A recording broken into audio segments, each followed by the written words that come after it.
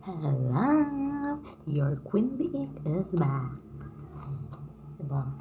Yung intro ko hindi pang enthusiastic na tao. Charis. Ano nga ba ang meaning ng enthusiastic? Char. So for today, for tonight, correctly, wala akong magawa. Char. Mag-rate tayo ng mga pasalubong. So, nabili namin to sa Baguio ng 6 for 100. Depende sa tindahan na mabibilhan mo. Mga 7 for 100. So, ang i-rate na lang natin is 5. Kasi, namukbang ko na yung isa pa eh. Namukbang na ng nanay ko. So, first item. Ay, bait.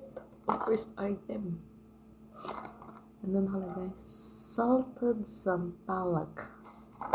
Salted sampalok. Para magbuburbos ang tiyan ko nito ah. Diba? Half. Ano siya? Ang lasa niya. Yan, napapapikit pa ako sa asim. May asim siya. Pero may tamis din naman siya. Pero hindi ko malasahan yung salt. Hindi ko malasahan yung alat. Oo, wala akong malasahan yung alat. So, ano siya? Sweet and sour lang yung pinakaano. Maasim na matamis. So, sa 10, 8.5. Kasi, Diyos ko tayo. Ang hanap ng dila ko ngayon matamis. Siguro kung maasim yung hanap ng dila ko, 9. Pero as of now, 8.5. Wait lang. Next natin. Crinkles. Ilasaman muna. Chares. Wala tayong mic. Yan. Ang flavor niya strawberry. 1 bite lang.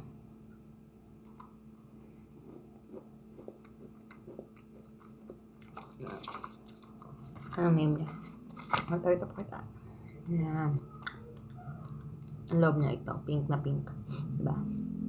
Kung makapink ka, char! Diba? Sa mga, diba tama ng pronunciation? Croquette. Yung basta. Diba?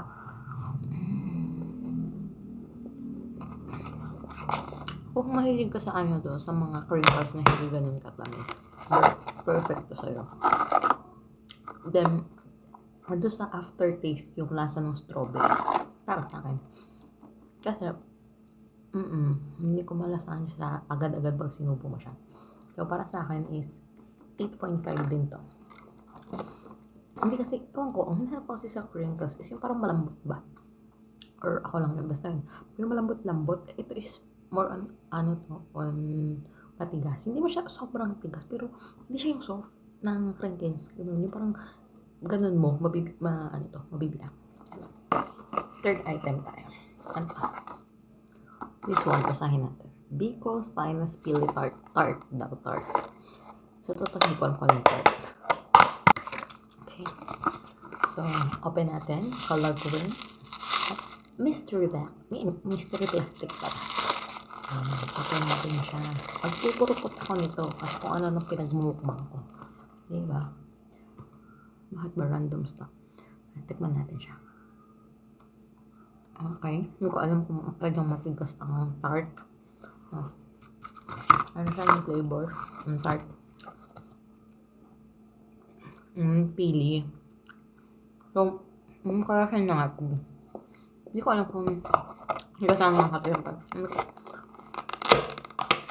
Ang texture niya is matigas siya. Nasa mo yung pili nuts. Then, alam mo yung, wala siyang buo-buo, pero yung texture niya. Pati aroma. Yung amoy. Hot. This one, 9/10. 9/10 to. Yeah. Next one. This one, baliktad pala. Ano ba sa ito? Peanut brittle. Peanut brittle. Ay, powerful. Yun din ang pot mo siya. Chares. Konti lang. Baka naman ako yun. Ayan, gigil. Ayan, hinto lang. Ano na-expect mo? Nasa siyang asukal. Alam nga. Sugar nga diba? Hindi ako mahilig sa sobrang tamis. Diba yung mukha ko? Nakikita mo parang, Pero kung mahilig ka sa matamis, dahil literal na matamis, yung kaunti pa lang umay ka na, ayun, napapakindit ako. Para sa'yo to.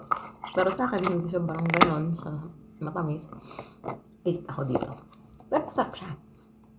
8/10. Last one. Diba? Ito paubos na kasi. Diba, hindi sa soup, kasi na ano to, namukbang ko na dito. Wait.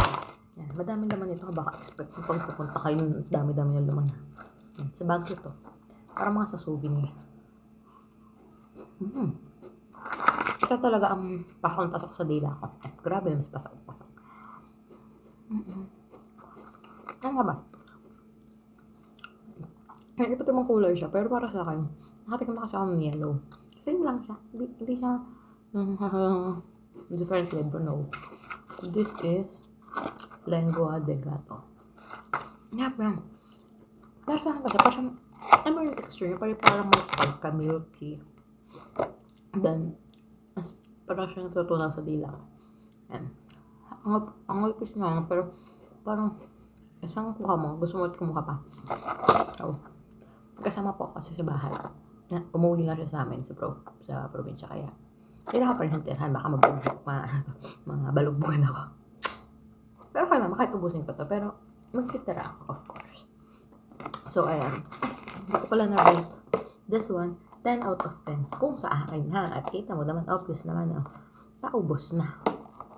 So, ito ang aking mga tinikman na pasalobong daily video. Okay. Bye-bye. See you on our next video.